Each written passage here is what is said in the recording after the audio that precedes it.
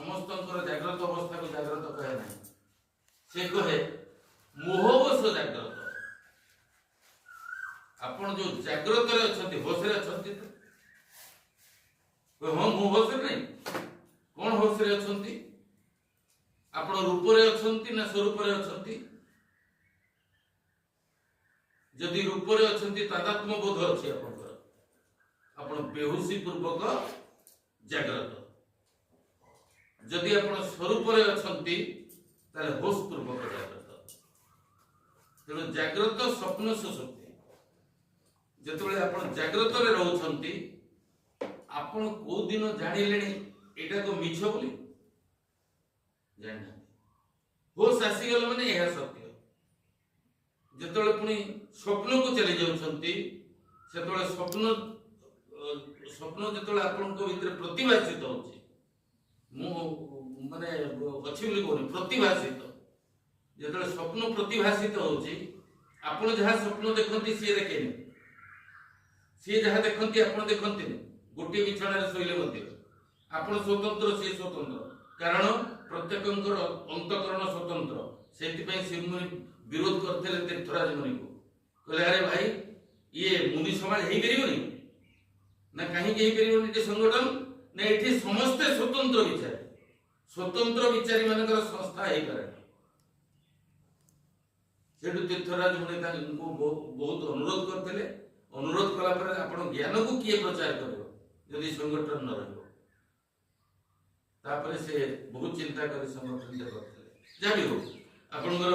जो स्वप्न अवस्था को सी चली जाऊँगी स्वप्न रे जहाँ प्रतिभाषित होची ताकू सी सत्य बोली मन कर ज्ञान करुच्ची अच्छा स्वप्न रे धरतु भल कि धरवे मो कथा को स्वप्न रे धरतु मत सर्पदंश नाला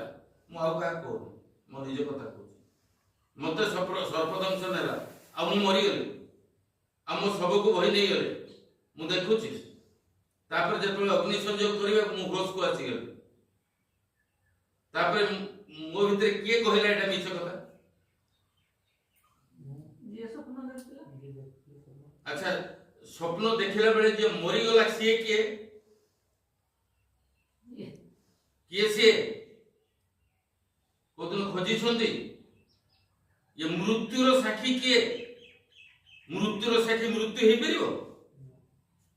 से श्रीमुनि कहले अमर मुहि निरोग मुहि सर्वशक्तिमान मुहि सुंदर जुवा बलवान मुहि धनवान भगवान मुहि ताले मृत्यु भितर अमरत्व अर्थ गीतार गोटे श्लोक कौन समं सर्वेषु भूतेषु तिष्ठन्तं परमेश्वर समं सर्वेषु भूतेषु समान भाव रे समस्त भितर गोटे चेतना आकार रे किए अच्छे विनश्यसि अविनश्यन्तं सपश्यति इह पश्यति सबु विनाशी भितर अविनाशी को खोजी बाहर करिया ता नाम होची योग जे रहिबो नाही जेमतिका आपनकर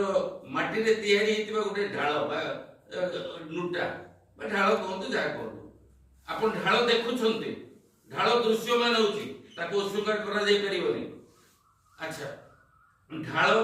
विनाशी ना अविनाशी विनाशी कारण दिने से नष्ट हो जाओ किंतु सी जो थे ठिया सी विनाशी ना आपण शरीर ज्ञान नहीं चलुवारू से मुनि चक्र भेदन क्रिया देले चक्र भेदन क्रिया कला परे आपणकर तदात्म बा देहात्म बुद्धि आपणकर नष्ट हो देहात्म बुद्धि नष्ट हो गला परे आपण अंतःकरण को प्रवेश करिवे अंतःकरण को प्रवेश कले जहा कि सूक्ष्म शरीर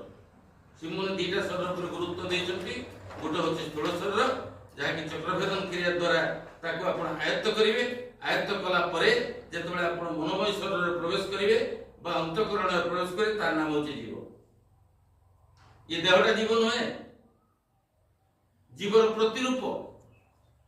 तेणु जो अंतःकरण रे प्रवेश करिवे अंतःकरण कौन ना मन बुद्धि चित्त अहंकार ये चारोटी जिनिस मिसिले अंतःकरण हो तो अंतःकरण रे प्रवेश कला परे आपण जेतो अंतःकरण रे प्रवेश करिवे सेतोले आपनकर मनोमय शरीर आपनक भितरे एक्टिव हो जोटा कि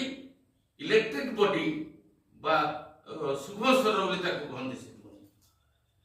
ସେଥିପାଇଁ ସ୍ଥୂଳ ଶରୀର ଯେତେବେଳେ ଆପଣ ପରିତ୍ୟାଗ କରିବେ ତାପରେ ଯାଇକି ଅଗ୍ନି ସଂଯୋଗ କରାଯିବ ସ୍ଥୂଳ ଶରୀରକୁ। ଆପଣ ପରିତ୍ୟାଗ ନ କଲା ପର୍ଯ୍ୟନ୍ତ ଆପଣଙ୍କର ସ୍ଥୂଳ ଶରୀରକୁ ଅଗ୍ନି ସଂଯୋଗ କରିହେବ ନାହିଁ। ଆଚ୍ଛା, ଯେତେବେଳେ ଆପଣ ସ୍ୱପ୍ନ ଦେଖିକିରି ଉଠିଲେ ତାହେଲେ ମୃତ୍ୟୁର ସାକ୍ଷୀ କିଏ ରହିଲା? ମୁଁ। ଆଚ୍ଛା, ଯେତେବେଳେ ଗାଁରେ ନିଦ୍ରାକୁ ଆପଣ ପଳେଇଗଲେ, ଗାଁରେ ନିଦ୍ରାକୁ ପଳେଇଗଲେ, ଗାଁରେ ନିଦ୍ରାକୁ ଯେତେବେଳେ ପଳେଇଗଲେ ତ ସେତେବେଳେ ସ୍ୱପ୍ନ ରହିଲା କି ରହିଲାନି? ଆଚ୍ଛା, ଇଏ ଜାଗ୍ରତ ରହିଲା କି ରହିଲାନି? ମୁଁ ରହିଲି ନା? ଶରୀର ରହିଲା କି ରହିଲାନି? ତାହେଲେ ମୁଁ ରହିଲି ନା? এই দিনে প্রশ্ন করন্তু নিজু। ମୁଁ ପ୍ରମାଣ ଦେବି ଆପଣ ଅଛନ୍ତି। କେମିତି ଅଛନ୍ତି ନା ଶୋଇଗଲା ଲୋକ ଶ୍ୱାସ ନିଏ ନା ନାହିଁ? ଯିଏ ଶୋଇ ଯାଇଥାଏ ଶ୍ୱାସ ନିଏ କି ନାହିଁ? ଆଚ୍ଛା, ଶ୍ୱାସ ନିଏ ମାନେ ପ୍ରାଣ ଅଛି ନା ନାହିଁ? ଆଚ୍ଛା, ପ୍ରାଣ ଅଛି ମାନେ ସିଏ ମୁଁ ଅଛି ନା ନାହିଁ?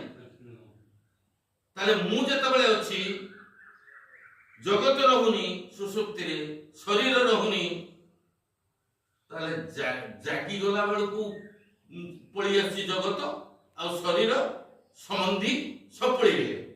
ଆଚ୍ଛା, ତାକୁ ତଫାତଟା ବାହାର କରନ୍ତୁ ଆପଣ।